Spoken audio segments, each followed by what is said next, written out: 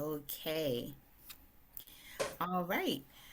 Good evening. I would like to call to order our Academic Achievement Committee meeting. My name is Shayla Adams Stafford, and I'm the chair of this committee and District 4 representative of the Prince George's County Board of Education. Thank you to everyone for being here this evening. Ms. Berkeley, would you please call the roll? Yes, ma'am.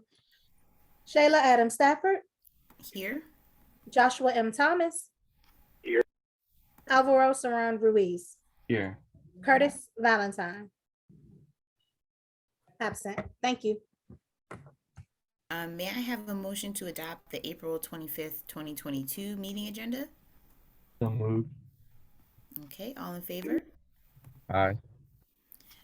All right, the agenda is adopted. And so we have no registered public comment speakers this evening. And so I will turn it over to Dr. White for item 3.0. And we'll be talking about an item 3.1, teacher and principal evaluations.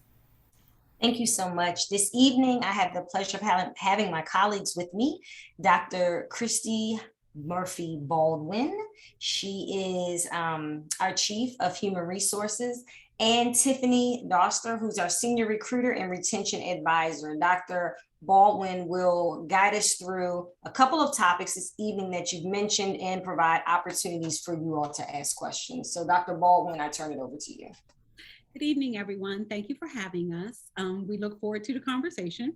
We're always excited, one, to talk about recruitment because that helps us build our brand ambassadors, but also because we have a presentation coming up soon to the whole board. So we look forward to some of the questions and wonderings so that we can actually share those with the entire board when we meet on May 12th. So with that said, we are going to change things just a little bit and actually start with teacher recruitment, because first and foremost, we have to get the educators here. And then once we are able to get them here, our evaluations really tie more into our retention efforts. So I would like to introduce our superstar, Tiffany Doster. She is our newly appointed, I think it's been almost a year now, Tiffany, our supervisor, or what we call a senior partner for recruitment. But she's been recruiting for some time with us. She's also a former Prince George's County Award Teacher of the Year. So get ready for her excitement, and then whatever questions or comments or wonderings you have, we will answer those. And then after that, then we will move to the principal evaluation. So if you want to go to the first slide, Aisha, and I want to thank her for being our PowerPoint support on this. One of the things, we just have this one slide because we think it's important that everyone understands our teacher recruitment is a very seasonal process. So while we are a school district that operates 12 months out the year, it's only 10 months for when our students are in session. And then there's only really 2 times a year that we can hire teachers.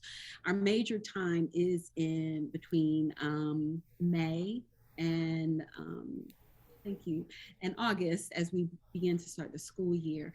We do hiring in December when teachers finish their programs, but for the most part, our teacher hiring starts in May as people are finishing their teacher program and looking for their next career. So it's important to just keep in mind that it's not something that we can do all year long. Although we do try and we are successful, it is not as successful as when it comes down to the critical point between May and August of hiring teachers as they have finished their teacher preparation programs. So with that said, I'm going to turn it over to Tiffany to share with you. And Tiffany, if you, I think they have the PowerPoint presentation. So if you want them to take it down so that you can have full screen, it really is your show. We're here to support you. Wonderful. Thank you so much. One, thank you for inviting me this evening. Dr. Murphy Baldwin is correct. I am always excited to talk about recruitment to anyone who will listen because we are our own biggest ambassadors here in the district. What I wanted to do first was at least talk a little bit about the cyclical season and cycle for recruitment. So one of the things that I'm not sure if everyone is aware is that Dr. Murphy Baldwin is exactly correct. For us, the biggest times or the most opportune times to try to attract teachers to our district really is, I want to say more so February through May as far as trying to do recruitment efforts. And then the hiring continues. So then we switch over to recruitment and hiring from May to June. So just to add that to it, usually the goal is to be able to recruit and have this large pool of candidates and then spend the summer, May through June, July, and August, placing those candidates into our schools. But because we are such a large district, I mean, if you really think about it, we are the second largest in the state of Maryland. So we are looking for, at a minimum, every single year, at least 1,000 educators every single year. Now, that is a huge task for our small and mighty team, but every year we manage to at least get a minimum of 1,000 educators. So do we fall short and then we're opening our doors and we still don't have enough? Absolutely. So I need us to think about, well, why is that? Are there things that we are not considering? What are we not doing?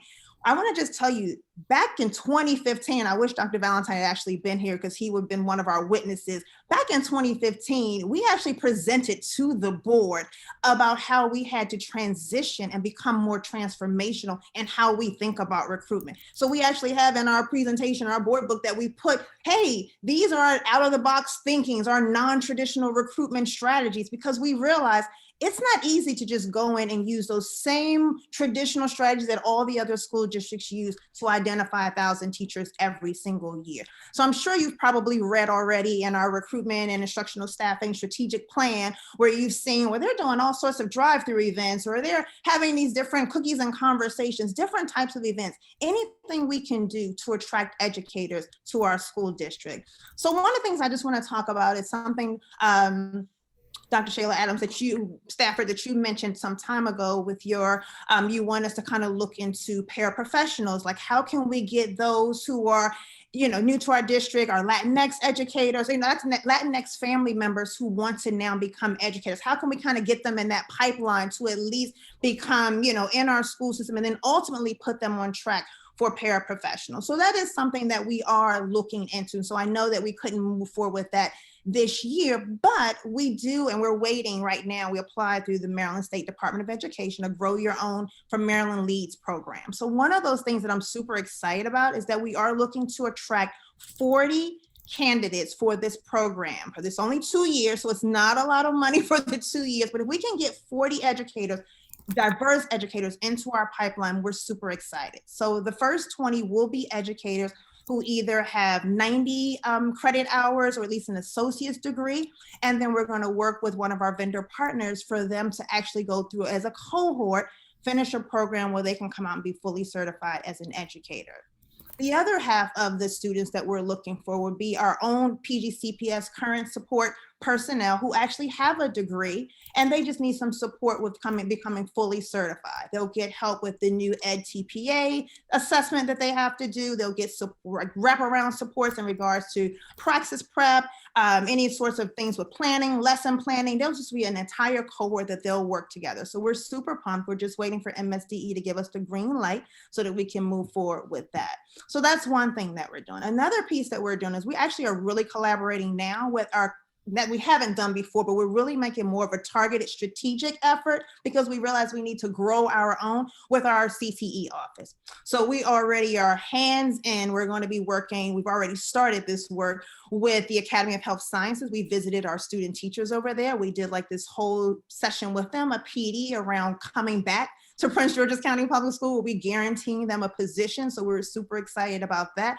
We also are doing the same thing. We're working with our CT office for our early childhood program, as well as TAMS, which is our Teacher Academy of Maryland. So we're working with both of those groups. And what we realize is that we need to beef up our recruitment and our marketing efforts. We can't wait for those students to get to high school to decide and say, hey, do you want to become a teacher? So guess what? We'll be attracting those individuals in 8th grade. So when we have those showcases and we're like, hey, parents, look at all these programs you have. We'll be there with bells on to say, hey, we want you to consider an education, a field of education. We want you to consider teaching. We're guaranteeing your child a position when they graduate. And we're going to have all the supports in place because they already are there. We just need to advertise it more. So we're super pumped about that.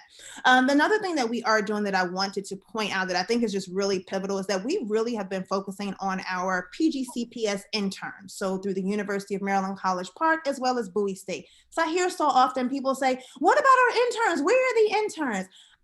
it really is kind of sad. We have 154 interns this year combined between both Bowie State and the University of Maryland College Park.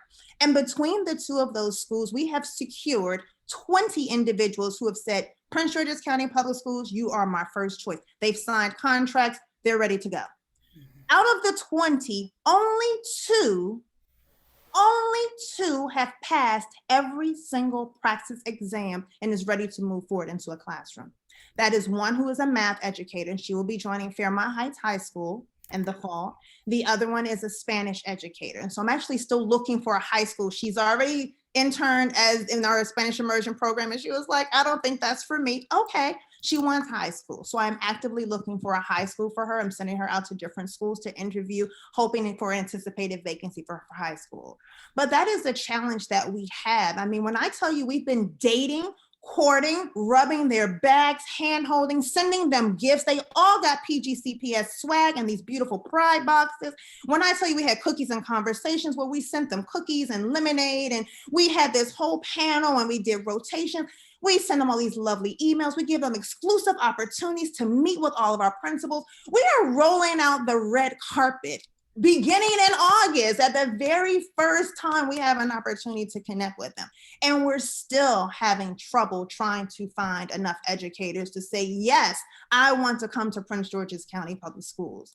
The Maryland State Department of Education had a report in one of our MASPA meetings. That's the Maryland Association of School Professional Personnel and Administrators. So we attended this meeting. This was actually in December of 2021. So I don't have this year's data, but I can tell you just what they were predicting. And they said the number of students that were enrolled across all Maryland colleges and universities, there were 1,454 educators across all content areas. 1,454 educators at all the Maryland schools for education. What do you think about it? Prince George's County Public Schools, we can hire all of them by ourselves. So imagine that we have to share them with the surrounding 23 LEAs, plus Virginia, plus Washington, DC, DCPS. So imagine us doing it. And then University of Maryland College Park even shared with us that many of their students, they're returning home to go and teach in their own states.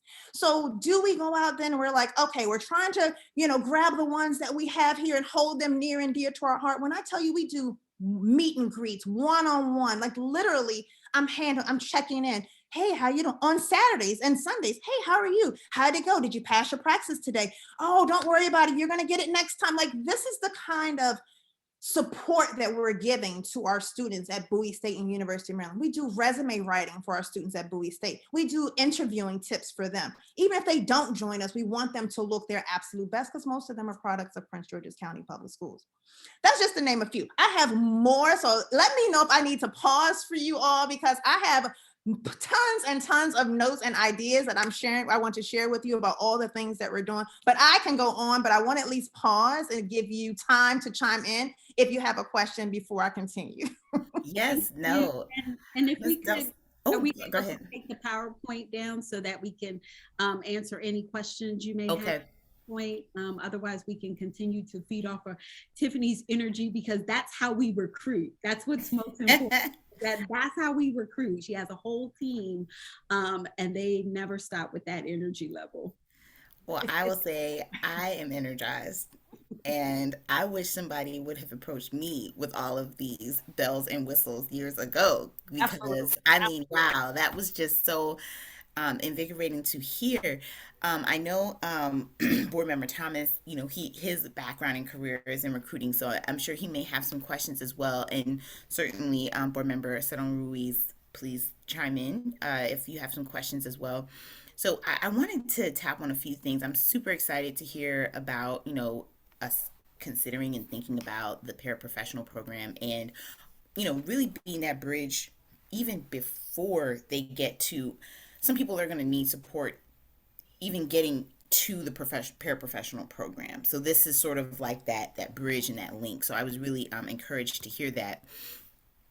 In the support that you're gaining for the Grow Your Own program and even reaching down to middle school, I think that's wonderful. So one thing I was interested in just understanding a little bit more about were how can we get the interns, because that is a bank of interested, possible teachers. How do we get them over that hump? And so I'm wondering, I know we offer a lot of praxis support for our conditional teachers.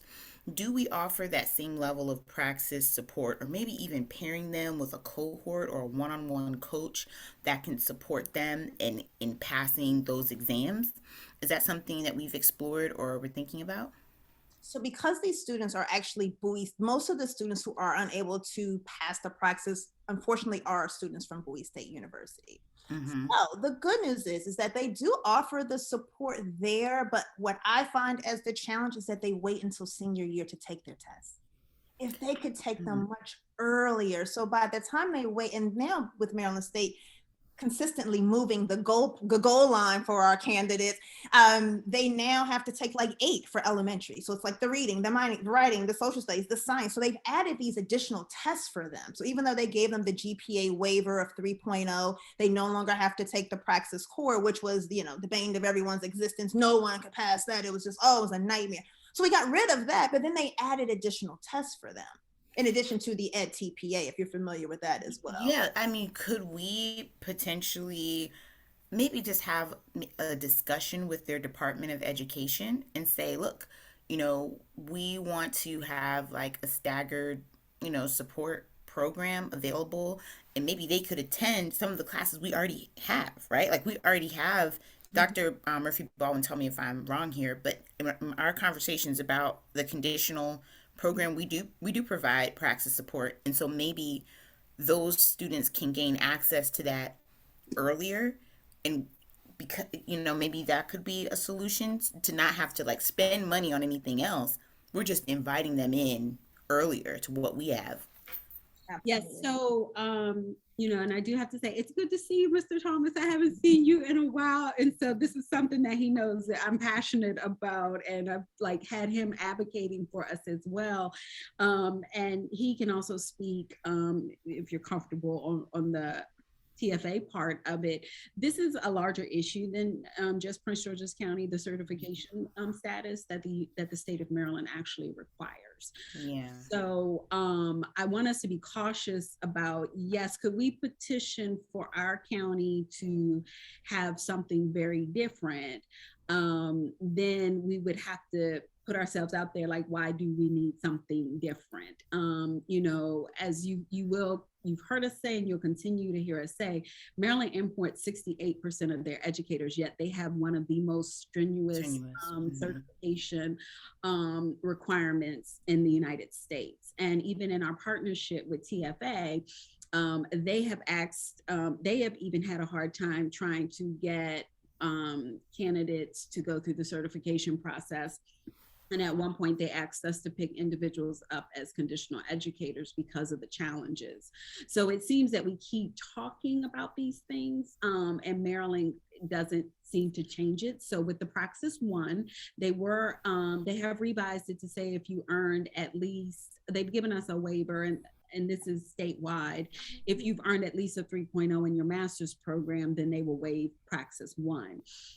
It's Praxis 2 that they continue to focus on. They've even started new certifications called EdTPA and PPTA. Did I say that right, Tiffany?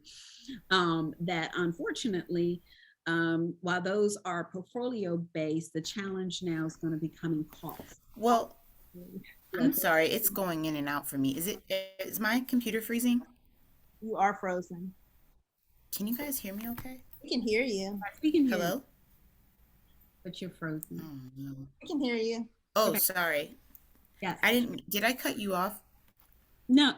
I was just ending with the part on how the state is now requiring individuals, the Praxis 2, and Tiffany, definitely correct me. Praxis 2 is going to start being replaced with something called EdTPA, Yes. as well as what's called the PPTA.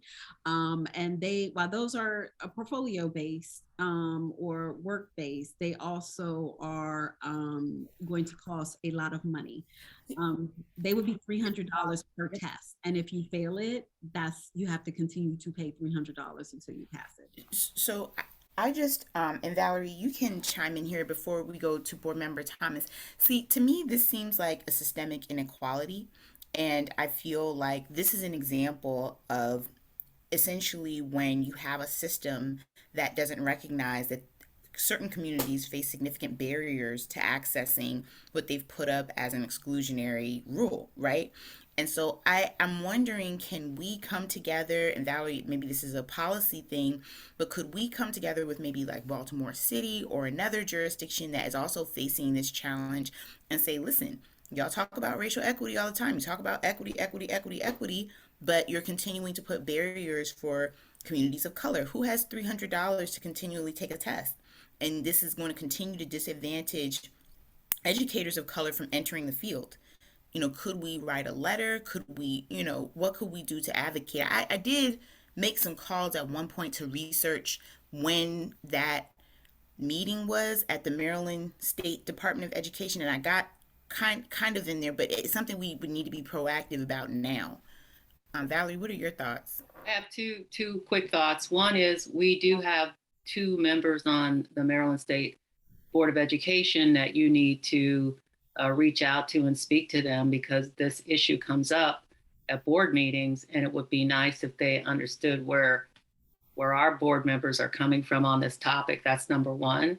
And the second piece is that the Prince George's County legislative elected leaders, very powerful delegation, can also be setting up for next year's 90-day session starting now. Yeah. If you wrote a memo and work with folks on this call or whatever, but you have to start now to get prepared for the next January legislative session, which could be a major topic if someone wants to take this up and create some sort of legislation around it.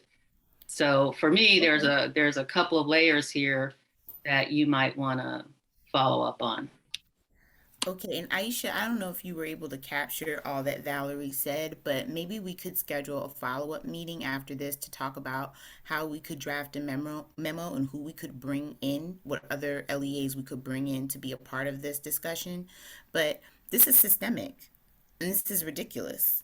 And I will also say, unfortunately, our major counterpart would be Baltimore City. Okay, yeah, and I think if we explain to them that, like, this is like the similar issue with HBCU funding. Somebody cut me off because I can go down a rabbit hole here. But it's like when we talk about teachers of color, educators of color, students of color, even this last funding cycle, that's where we saw, where do priorities lie? And this is one instance where the policies are exclusionary. And maybe they have a blind spot, and that's where I think that our advocacy can come in. I'll stop now, but I'll pass it over to Board Member Thomas. Hi, good evening, everyone. And sorry that I'm joining from my car. I had an appointment, but as Dr. Murphy Baldwin, congratulations, mentioned, this is probably, I don't have many skills in life, but recruitment is one of them. And so this is something I love talking about. I want to just acknowledge, I know some of these issues are things that Dr. Murphy Baldwin and I have talked about through the years, specifically the challenges around testing. Board Member Adam Stafford, this is not a new issue, and this has been going on for years and seems to be one of the biggest things that are stemming our losses in this space. I just have a few questions. I also want to acknowledge Ms. Doster. I think you said that you had more to share, so I don't want to undercut your presentation ahead. So if there is any of these questions that you're going to speak to, then feel free to just kind of wait until it's the rest of your presentation here. I think I'm going to keep going off video as I look to the questions list that I have. So apologies for that. So I guess the first question that I have, I guess on a more basic level, how large is our recruitment function? How large is our recruitment function in terms of overall recruiters, and how much human resources we're dedicating to this? So I just want to say I'm very grateful to Dr. Golson in her efforts to make sure we built up a recruitment office. And Tiffany will share the specifics about what the size of us in 2018 compared to us now. Tiffany, you want to? We are growing. We started out from many. This is my, so just so you know, I've been in the district for 18 years. I taught in the district 4th and 5th grade for 10 years, and I've been in this role. This is my 8th year in recruitment.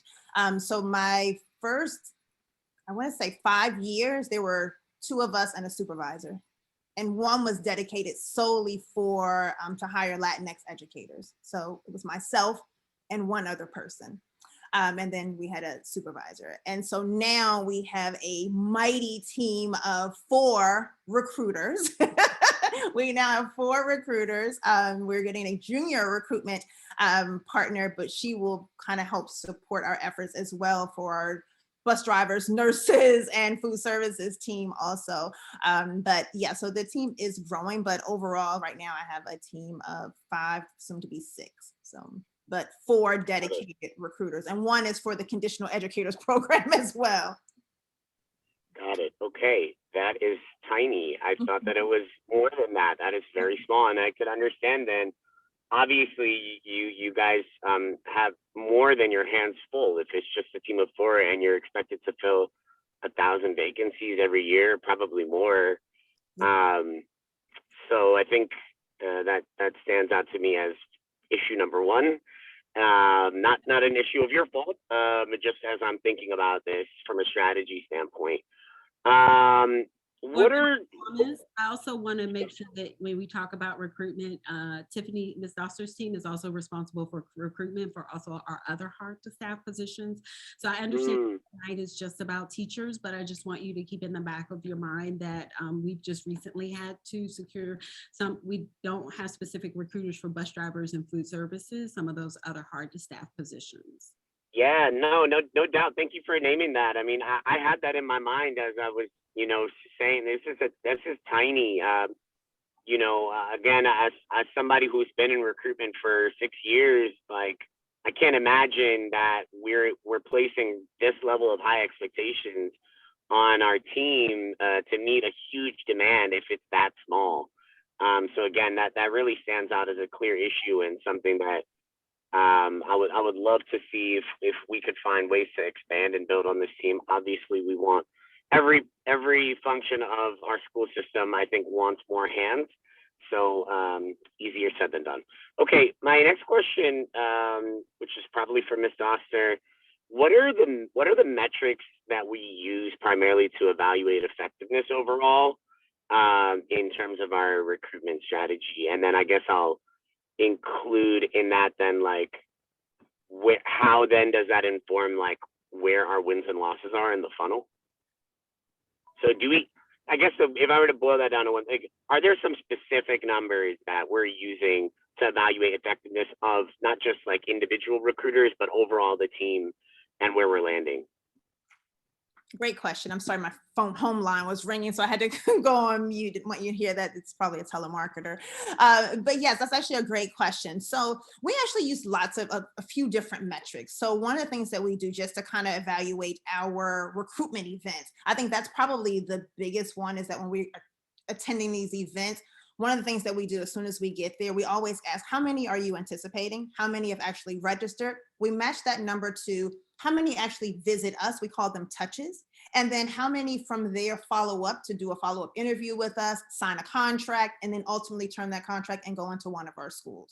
And so it's a challenge for us sometimes, because once a candidate we go to each of these events, it's a manual capturing of that data. So we're capturing things like through Google Forms, but then ultimately at the end, we're like, okay, we have to track that candidate. Once they make it into our pool, they start to interview with our principals, then we have to manually go and try to find that candidate and say, hey, did you join Brandywine Elementary School, or are you at Charles Herbert Flowers High School? So we have to find that person, make sure we then map them out. So then that goes back to, it informs our decisions for next year. So we want to say, okay, how many individuals did we receive? Should we continue to go this route based on the number of educators we met at a particular event?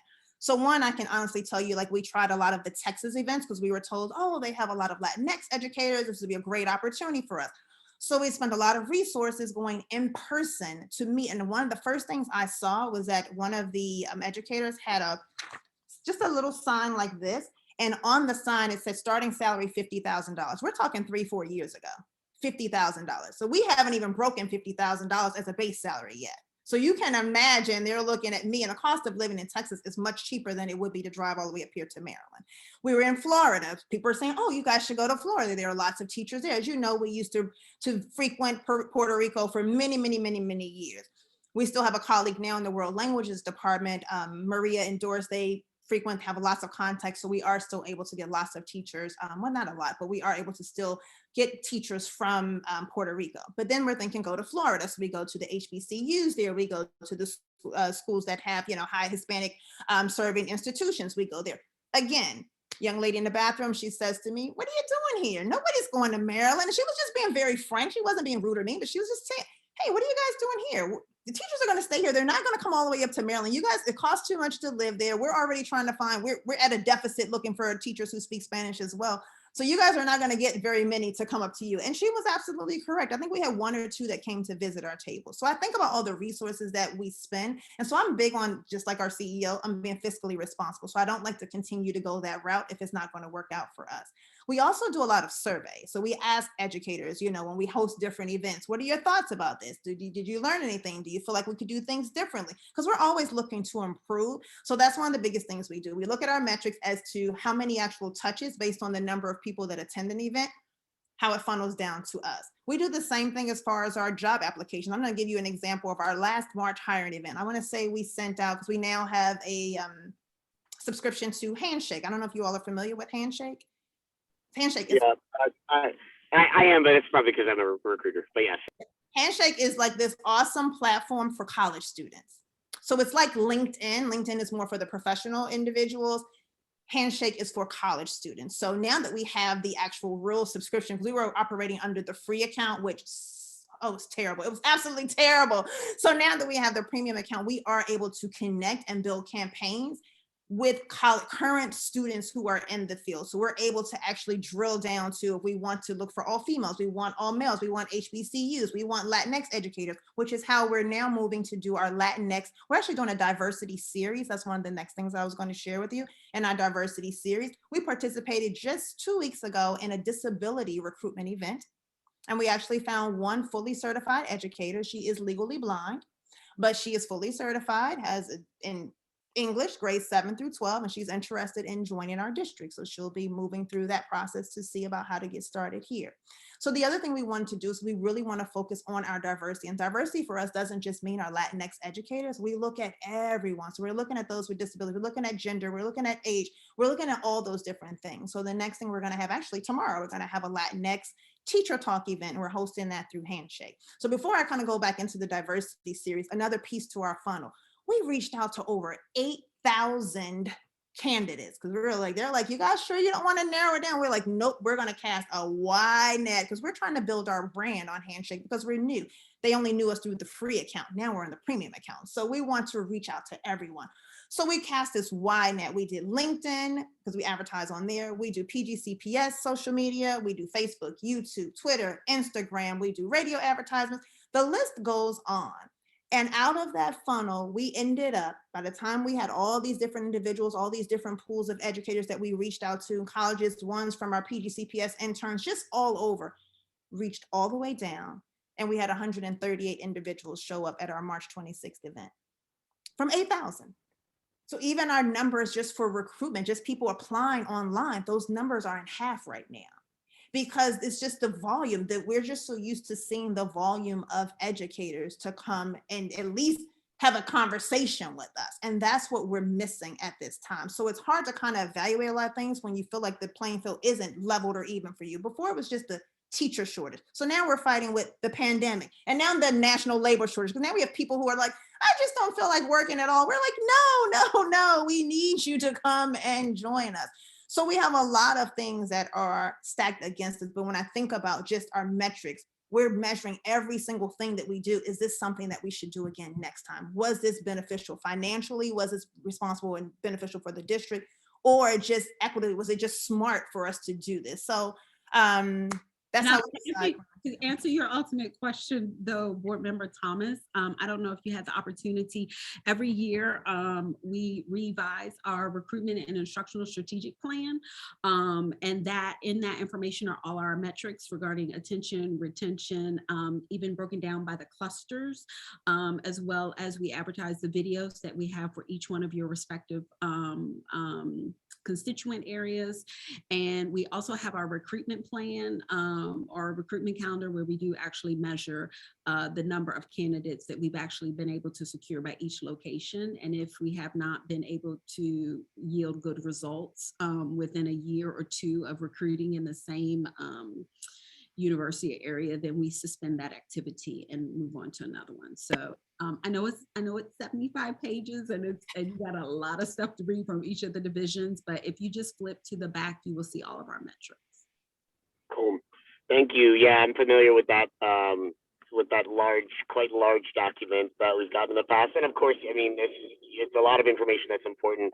But yeah, you're right. It can be kind of hard to find the drilled down numbers that, like, guys like me are looking for. I could probably keep going forever here, so I'll just ask one more question, and then I think for the sake of time and also for the sake of productiveness, I would love to spend some time with you, Ms. Dostler. Maybe we can make some time to talk through just some ideas and strategies that your team is carrying out, ideas that I have. Again, this is where I have the most energy. I guess my last question that I'll ask is, I'm gonna combine mine into two of mine into one, which is like, one, how are we currently? Obviously, there's a national teacher shortage, so people are struggling everywhere. I'm curious to know, to what level of detail do we know how we're stacking up against other LEAs as it relates to our recruitment funnel and our process? And then the other piece is, like, in this time where more people than ever don't want to be in the classroom, are there any things that you could point to today that we're offering, or at least thinking about offering, that can possibly make this a more desirable opportunity, specifically here in the county and as it compares to LEAs in the area? So yeah, that was kind of a long-winded question. No, I think, and I'll start it off, Tiffany, and jump in if you want to add to it. I think that's a very good question. And unfortunately, given the sizes of the school districts in the state of Maryland, it's really hard to look at us at other districts. So a report was recently issued by MSDE that they thought was confidential, but I was able to get it because someone sent it to us to say, you have the largest number of vacancies in the state. And that was actually not accurate. When you compare us with other school districts and the sheer volume of teachers, we actually were fifth. But when you you can only really compare us to Montgomery County when you talk about the sheer number of educators or teachers that we have. So we do consistently look at others, but in regards to our recruitment strategies, many other districts also reach out to us because we are very innovative in our approaches. We do videos. We've had TV commercials. We've had radio ads that have stretched all the way up to New York. Last year, for the first year ever, we did what was called drive-by hiring. So rather than having candidates come into us, we went out to them and they could come to locations, and the recruitment staff was outside collecting papers and talking to people and processing them to get them to come to us. So Tiffany, I don't know if you want to add, or Board Member Thomas, that answered your question, but I always want to caution us when we want to compare ourselves to the other districts, because there's only one other district that's of sheer size of us. Now, if you want to look at us compared to Baltimore County, Montgomery County, and DC and Virginia, that's a whole different story. And we really stay away from comparing ourselves to the District of Columbia because of their evaluation system, which is called Impact. And they also do a pay for performance, which we do not do here. Their Impact does not it doesn't lead to tenure. So we have found anecdotally that many people will leave us for DC and come back after 2 years because of the security that is here. I think the biggest challenge or the biggest thing that we actually need, and it's a very hard conversation, so we are very open to it. And I think Tiffany's smiling because she knows what I'm about to say. Unfortunately, we're not the district of choice. I'll never forget when you came on board and you shared how your own sister chose to go to to Montgomery County. And unfortunately, I think sometimes we hurt our own selves we don't talk positive about who we are. And we have some wonderful things to talk about. We are the second largest in the state of Maryland for the number of national board certified teachers. We also are in the top 5 in the country of nationally board certified teachers of color. We have phenomenal kids. We have resources. We have the Academy of Health Science. You know, we have Spanish immersion, French immersion, Chinese immersion. Like our cost of living is not as high as but not as Montgomery County or some of the other districts. We are central to every single place you want to go. And unfortunately, we just have a tendency not to celebrate us. And until we do that, and as you as a recruiter know, until we start talking about how phenomenal we are and working with the media and other communication outlets, so that if you're in New York and you want to move to the DMV and you Google Prince George's County, we have to ask ourselves, what are going to be some of the first hits that a candidate is going to see? Absolutely. And unfortunately, if it's negative, they're going to bypass us for another district. Yeah. Cool. Well, thank you very much. Obviously, know that it's very challenging. I was in teacher recruitment for the last 5.5 years. You didn't know this, Dr. Murphy Baldwin, but I actually just left teacher recruitment primarily because CFA, but you got a promotion. I left CFA. I'm in the corporate tech space now, but my heart is still I'm in recruiting 100%. I just recruit in a corporate setting, but my heart is still in teacher recruitment. And, this is just an issue that's near and dear to my heart. So that being stated, I know I've had the floor for quite a while. Let me pass it back, but would love to sync up with you and Ms. Baster soon this week. I have some flexibility. Would love to just talk about some ideas, because I think, like you mentioned, brand health is a big piece of this. And I think a big, I'm curious about what kind of opportunities we have to maybe incentivize our teachers to be able to be brand ambassadors. I know obviously we're working with a small team as it is and a small little bag of money to work with, but I would love to find out about ways we can create additional incentives, something along the lines of a referral type bonus program. If there's a world where that exists, those are, some kind of simple but creative ideas. I'd love to look at kind of what kind of ATS we're using and, ideate around that. I would love to think about all of these kinds of ideas. LinkedIn outreach, I know, is something you talked about, and using Handshake. And so I'd love to just spend some time where we can just kind of talk through strategies and ideas together some more. So I will definitely have our folks in our office reach out to get some time on the calendar. So thank you very much for answering all my questions candidly. I appreciate you and all the hard work that your team is doing. I can't believe that it's only 4 or 5 of you guys. No wonder it's so challenging. Okay, thank you guys. But they are mighty, because some way, somehow, they find 1,000 teachers every year. Right. Every year. I'm telling you, we'll start off one week and we're like, oh no, we have 30 people registered. And then by the time we get to the event, there are 200 and we're like, yay. So, I'm gonna just actually open the floor back up for questions, but I did just want to touch on one thing for you, Mr. Thomas. One of the things you mentioned about the ambassadors, that's something new that we just did this year. We are super excited about it. So I don't know if you've seen it like all over social media, where our PGCPS recruitment brand ambassadors have been doing these unboxings with their swag and their celebratory. They have pom-poms and clappers. but literally they are teachers, assistant principals, parent engagement assistants. They were selected and strategically because of their use of PGCPS social media and how much they, they're great brand ambassadors. They promote our district any chance and opportunity they get. So those who are educators, 10-month employees, the parent engagement assistant, they actually will be able to, there's a couple of little bit of funds for some of the recruitment events that they'll help us with this summer. They will be able to get a second assignment. But just so you know too as well, keep in mind, remember when we talk about incentivizing educators, remember we had that $25 million grant, you remember? And everyone could earn up to $9,000 a year, like depending on, not a year, you get $9,000 for signing on, like $3,000 for signing on early, $3,000 if you went to a G3 school, $3,000 if you were bilingual. Guess what?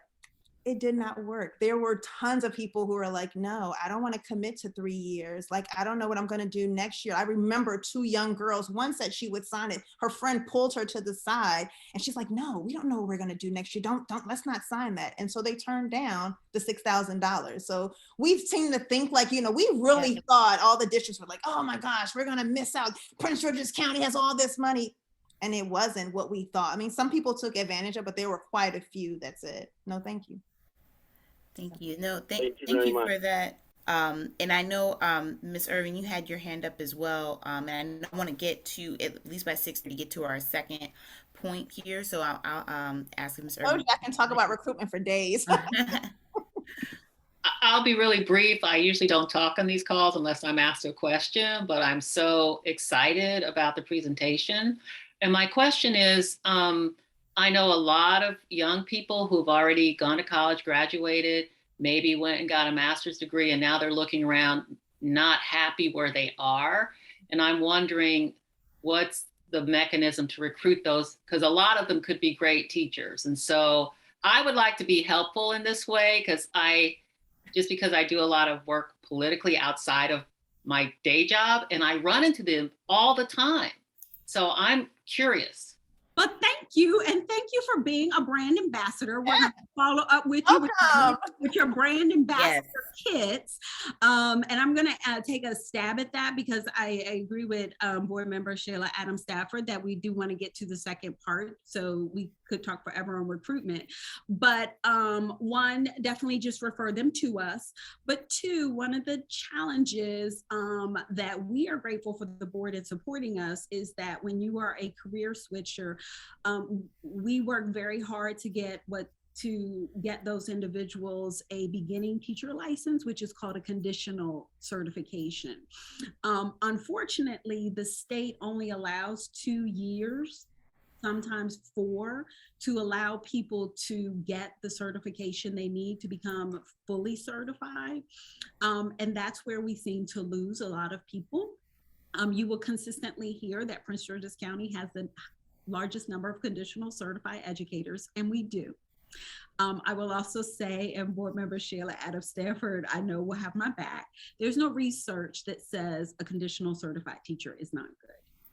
The challenge is that the turnover is high because they only get 2 years to do it. And if they don't, MSDE does not, it's very rare that they will waive the requirement.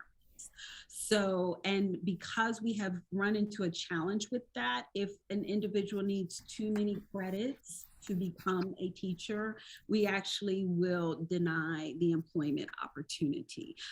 It would be great, board member Sheila Adams Stafford and Valerie, if there was some way in legislation that we can start giving people credit. You know, if you taught with us for 2 years and you've been successful, maybe 1 or 2 classes can be waived. But right now, if someone came on board and needed the classes and the credits, they would need to, and let's say they need 36 credits. MSDE wants them to get 12 in 2 years plus pass all the exams required. Plus, they need to learn curriculum and instruction. And as you've seen, Dr. White is her shop, they don't play. We got a lot of resources to learn how to teach and to support you. So imagine as a teacher, you're trying to learn all the curriculum and instruction materials. You're trying to learn the culture of your school. You're trying to learn the culture of your district. You're also trying to get the credits you need. So you're going to classes at night and on the weekend. And on top of that, you may have to take 2 to 3 exams to be certified. After 2 years, people are tired. When they can go to another job, for example, to be an auditor at a bank, a first level is $70,000, and they don't have to pass any tests. So I said I was gonna make it short. It didn't turn out to be short, but I hope that answers. But don't you stop being a brand ambassador. Send them to us, and we will give them the red carpet to come join Prince George's County Public Schools. All right. Thank you so much. That was a great discussion. I just had two little points before we get on to our second uh, topic here. But I wanted to just again emphasize that, and this is something that's been a theme for us throughout several of our meetings this year, is really thinking about how might we emphasize the assets that we have in the district. Dr. Murphy Baldwin, do you all conduct stay interviews? We have conducted stay interviews. Right now, when an individual leaves, we do have it in our human resources system that they have to. And we've had qualitative feedback sessions where we meet with interview. And I think we did that about 2 years ago. And unfortunately, the highest reason for turnover, at least for our professionally certified staff, and Tiffany, I'm thinking about when I forgot her name did it. It was the challenges with classroom management. I'm talking about stay interviews. Oh, the stay interviews, why you stay. We have actually done some of that work. We actually did a stay campaign. I think it was in 1819, no, it was for the 1920 school year. We actually did a stay campaign because we actually have a very strong retention rate. Our retention rate is anywhere between 84 and 90%. So our turnover technically is with our conditional educators, and it really is based upon their inability to gain the certification. So I, in my opinion, I think that you could leverage the information from those stay interviews to be like core reasons why a teacher would want to come here. So if like a common theme is that I told you guys one time I was working with a group in Arizona and someone had taught in PGCPS and they said that was the best tech professional development I ever got in my entire career. This was all the way across the country. So it's like renowned. If that is something that comes out of those state interviews or, the familial nature of our schools and that it's like generations have been there and have taught there and have gone to school there, those might be some of the factors that would draw like a young educator to the district. We're talking about, what are our percentages of educators of color in relation to our students of color? What are the opportunities for leadership? I think that if even those type of Instagram reels or TikTok reels or video reels that can short snippets talk about why people stay, I think that could be really powerful. And also webinars, turning those state interviews into webinars. Teachers love webinars. Mm-hmm. And school leaders love webinars. So if the conversations are one way where they're just getting information, maybe some type of interactive webinars during the lunch hour where teachers from other districts can come and hear about some of those dynamic things that make us great. I think that could be really interesting as well. Thank you. We appreciate the suggestion and we will add it to our toolkit. And I know that Tiffany probably could tell you what we've done that's similar to that, but we will hold off because we are going to switch now to Yes. evaluation. So Miss Berkeley, would you mind are you okay with putting the other two slides up just for conversation? I sure will. Give me 1 second. Thank you. So what you're also going to see once we bring them in is we also have our evaluation system, which adheres to, so the first part is our teacher evaluation system, which adheres to COMAR. Every year we do have to request from MSDE. We share with them our evaluation system and they will sign off with a yay or nay. So right now for our teachers who have direct instruction with students or contact with students, we use the Danielson framework for teaching. Originally, for those who are in education, you will know the Danielson framework for teaching actually did not start out as an evaluation system, but it has evolved to that, and Charlotte Danielson has been a part of that work. It is our educators or teachers are evaluated on two components. One, their professionalism, which is 70% of their evaluation. That's part of planning and preparation, classroom environment, instruction, professional responsibilities, and then there's a 30% student growth.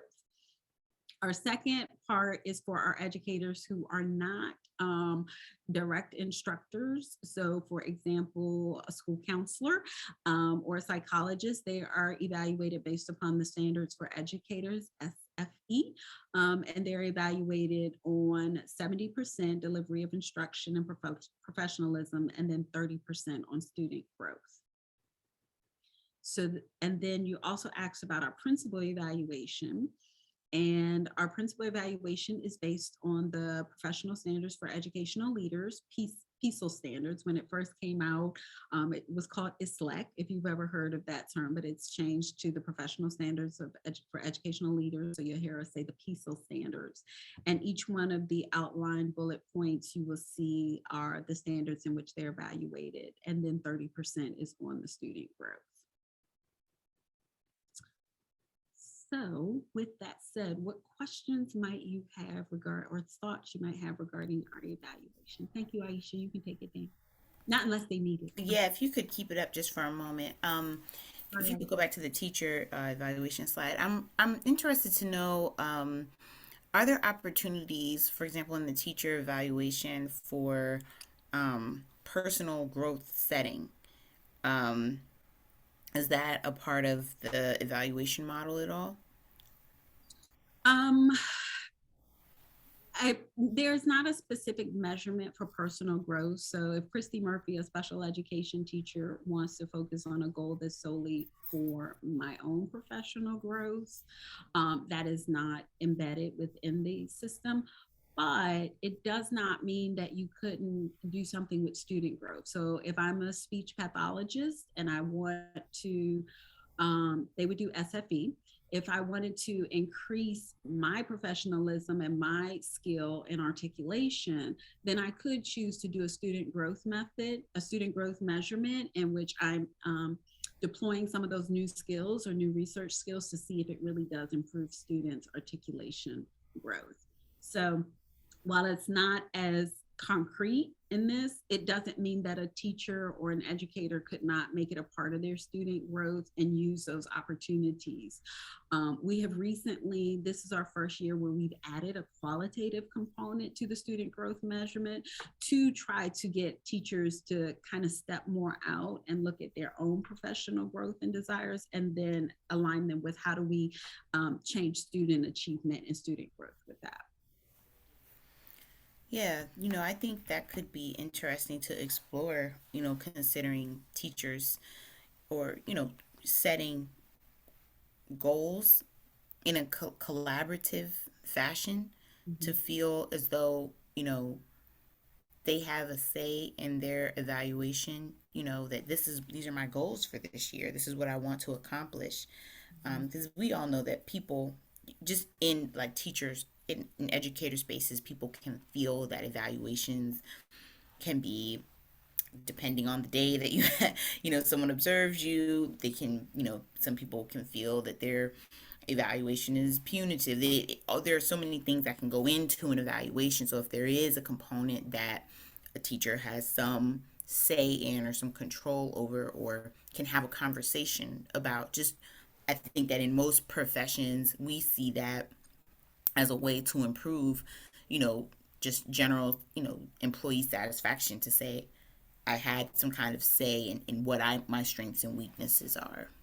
Yeah, and I think that I hope that I made it clear, and if I didn't, please let me know. That would be under the student growth, because while I do want you to grow professionally, and as a former teacher, I want you to grow, but I also want to make sure that our students are growing as well. So I think it's more, and we have made some adjustments this year. We actually have a collaborative work group between our teachers, so that we get their voice. And so we'll see how this year goes, that allowed them a little bit more opportunity to have more voice and choice in their own evaluation system. So thank you.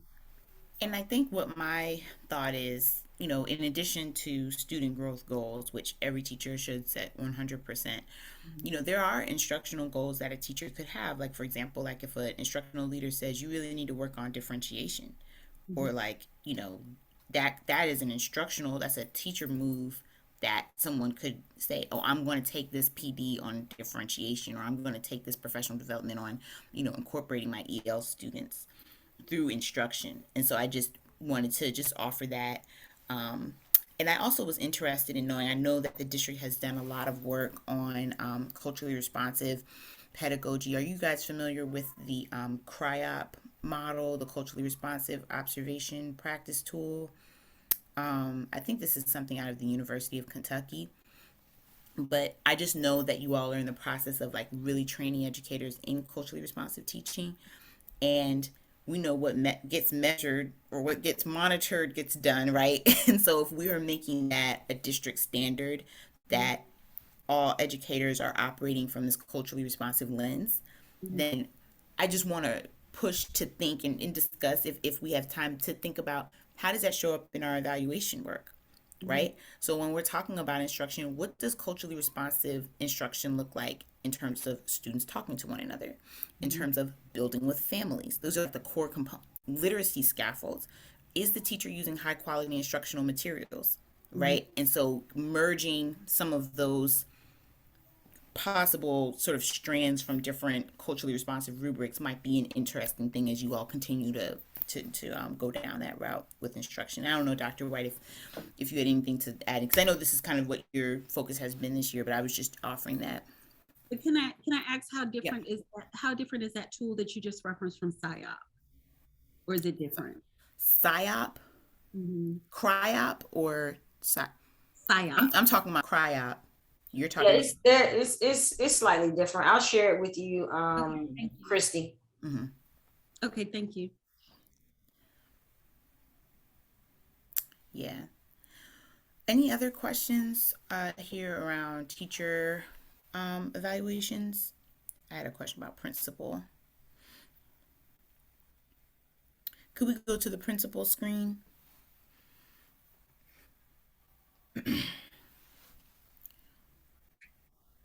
So one thing I've heard from different community members, and I did ask about this earlier this year, just trying to get an understanding of like principal selection, and maybe if this is for the next section, just let me know.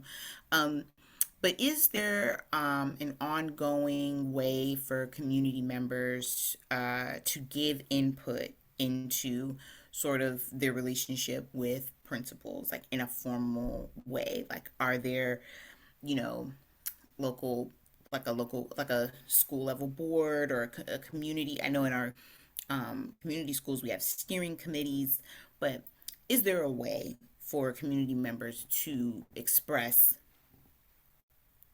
strengths and challenges with school leadership? Absolutely. My favorite topic, Administrative Procedure 4113.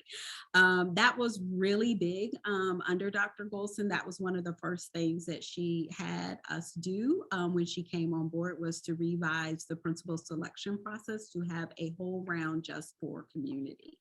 Now, while we cannot have a whole school community on the interview panel, our process one includes sending out a survey. So when there's a principal opening, we send out a survey to the school community to ask for their input. What are the strengths of the school? What are the challenges? What would they like to see in the next principal? So they have the opportunity. That way we can engage everyone in that process. Then for the second round, which is the community focus, we work very closely with the PTA president or the community member, because not all schools have a PTA, most but not all, to select individuals that will be on the community. I think it's about 5 community members that represent, and they actually work with the instructional director to actually formulate the questions as part of the process. So there is a whole, and then that community actually makes a recommendation to Dr. Golson. They are not selecting the leader, but they are making their recommendation of the candidates that they have met. And she looks at what that committee has said are the strengths and what are the areas of growth if that person is selected. Ultimately, it is her decision on who she presents to the board, but it is very community involved. So one thing I would ask, just in regards to like the initial community outreach, are there other ways that you would gain community input outside of, a survey? Because I'm thinking that could be limiting for families that maybe don't have frequent access or are not in tune with how to, navigate those spaces, or you might get some of the same loud voices each time. Have you all explored other ways to pull community members in at that initial, just sort of data gathering? Well, we actually really work very closely with the school and the ID. Pre-pandemic, we used to actually have in-person sessions, and after since then we have just worked more closely with each individual school to see what works best for them. And so we will continue to explore the best way to engage the community members, but we really do work closely with the instructional director, as well as the PTA, and what's the best way to engage them. So. Mm-hmm. And so this is really at the beginning of the process. Is there, are there ongoing opportunities for like principals to demonstrate like their connections with community? Or I see meaningful engagements with families and community. Is that something where community members can give input, or is it just the principals giving their sort of collection of things that they've done? So I want to make sure I'm answering, because it sounds like two separate things. So in regards to the actual evaluation of the performance of the principal, are you asking about meaningful engagement, or are you asking for, do they have an opportunity to display those skills in regards to being hired as a principal?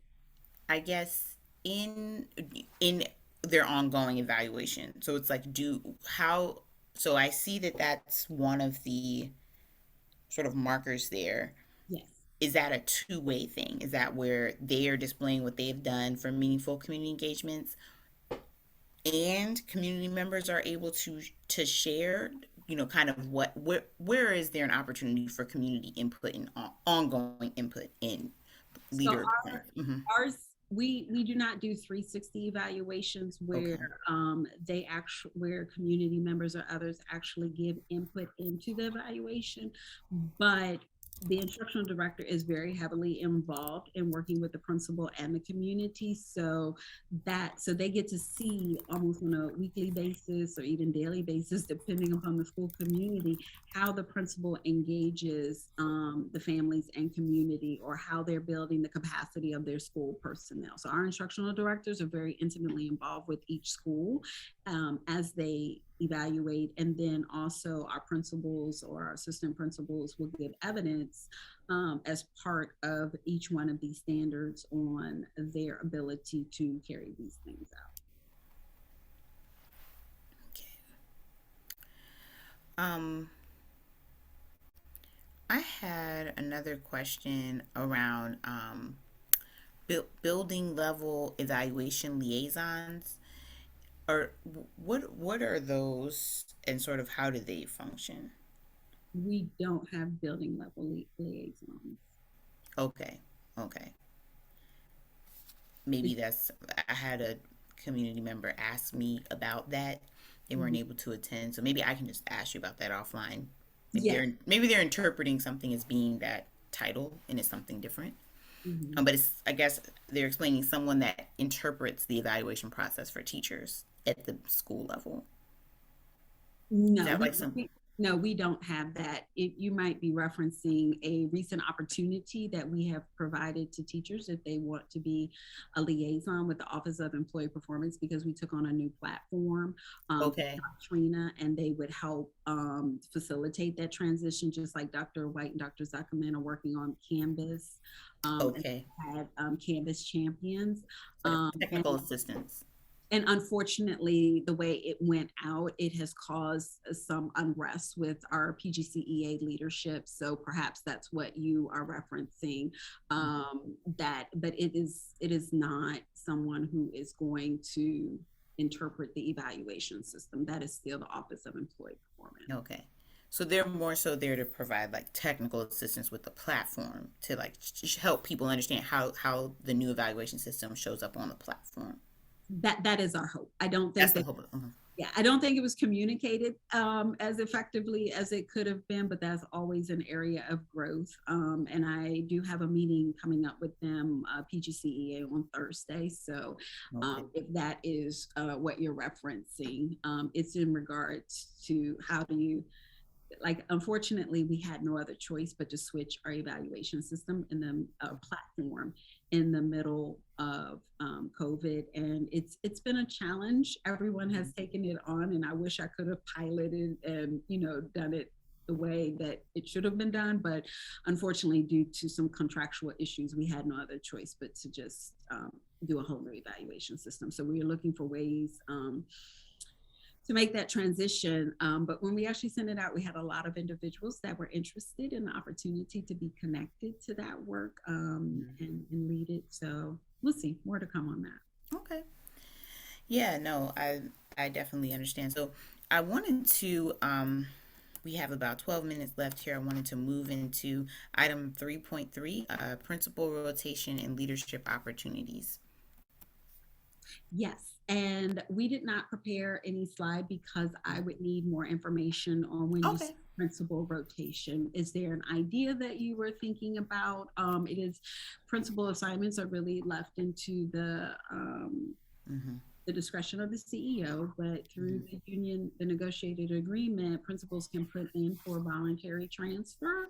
And we do consider that every year. And so we do look at each one, look at our school openings and our school needs, and we work very closely with the area office if we feel that a principal could maybe grow in a different environment or give them a different challenge. Yeah, no, I was just wanting to know, just, as a district of this size, you know, in some districts that I work with, you'll see that they'll say, okay, look, we've got this principal that has been extremely effective at moving the needle with student performance, working with a specific population. And they may have that principal take some of those practices and that know-how to another site that maybe has been struggling to either build community or really get a strong instructional program off the ground, maybe through high teacher turnover or what have you. And sort of having a system in which they're taking that expertise and building off of that expertise internally, kind of like, even if you think about it, like an internal development program in some instances, and giving professional development to principals, right, to take them and put them in different settings. And I'm just thinking that we do have it's interesting to me to look from the sort of like a bird's eye view of the entire district and see, you have like Glen Arden Woods, where I spoke to the principal there, and I'm hearing all the work they're doing about PBL, and then you might hear another principal that's like, hey, I want to do PBL so bad, and we're interested in this, and we're doing this, that, and, I'm hearing about different interests, and I'm wondering how often do principals get that opportunity to share some of the internal knowledge that we have and that we've built, with some of our existing programs. And so that was sort of the conversation I just wanted to talk about. And I'm looking at the other people, leadership opportunities for educators. And we know that one of the things that leads teachers to stay is opportunity to stay in the classroom but still have a leadership role, right? I know in the District of Columbia, they had a teacher leadership institute program where teachers could have a half a day schedule and they would support their peers, sort of like an instructional coach. And that was really, appealing to people because they're like, hey, I still get to teach, but I get to use some of my, tenured or veteran knowledge to support my colleagues. And so that I know that was pretty popular. And so I just wanted to talk about, if we're doing something similar to that or if we've explored that in the past. Yeah, those were just the two topics there. Okay. So just going back to the first one, I hope I answered that. And if I didn't, just let me know. We do work with the area office, and sometimes we will move principals from one school to the other. But do we have a system where it is structured to say every 3 years we're going to move, every 2 years we're going to move? No, we really support our colleagues in the area office on knowing the principals, knowing the skill sets, and knowing what school needs that work. So yes, we've done that in the last three 3 years. But we also rely on them to sign up for the voluntary transfer to say if they're also interested as well. I am familiar with some districts, like, for example, Howard County. They automatically move people according to a certain schedule and certain time. In regards to the leadership one, that actually falls along the lines of the work that we're getting ready to do under the Kerwin, the teacher career ladder. So that a much more structured process. Right now, we do have opportunities for teachers in buildings, instructional lead teachers. Some principals would designate teachers to be mentor teachers. So it's really school specific right now. But with the Kerwin legislation and the teacher career ladder, it will be much more structured and at a larger district level of the process to move into those areas. Okay. Did any of my colleagues have any questions about this topic?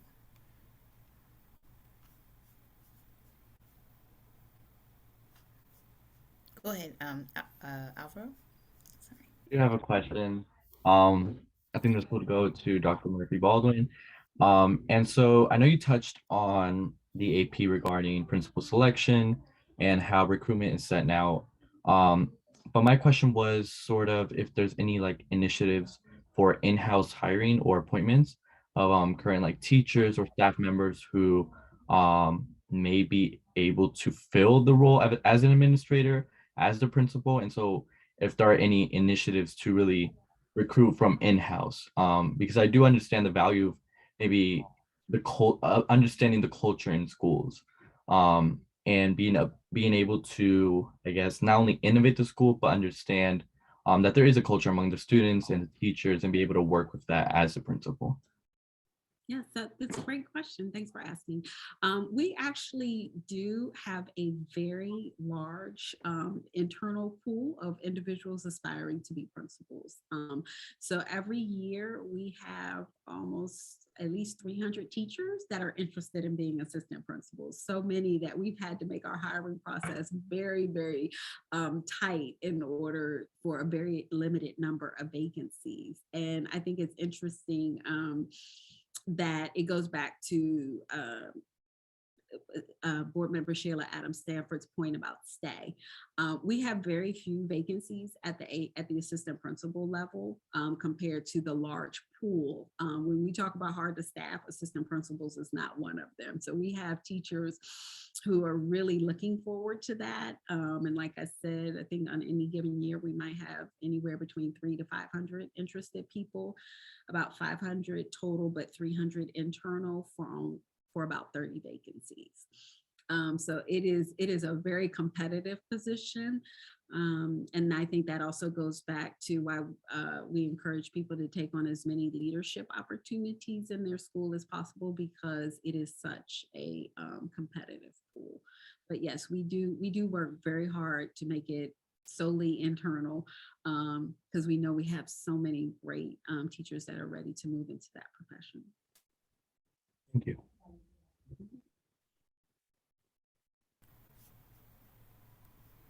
All right. Are there any other questions? I think we lost board member Thomas. Okay. All right. Well, I just want to thank you all again for the great presentation this evening. I know I feel invigorated and excited. I'm ready to get to work. Okay, so Valerie and I, we meet tomorrow. We're going to get that memo cracking. So we're going to be calling y'all for some data so we can advocate. First look at the recruitment plan to make sure, because if it's something that's not in there, we definitely want to make sure that we start putting that in there, because we know how important that data is. So, oh, the recruitment. Okay, yes. I'm talking about for us to advocate to the state regarding requirements. Oh, yes. That's what I'm going to be focused on, because I think that's an area where we could definitely ring the alarm about sort of some of these inequitable practices. And just thank you again for, all of the innovative and hard work you're putting into recruitment. And I'm really excited to continue the discussion.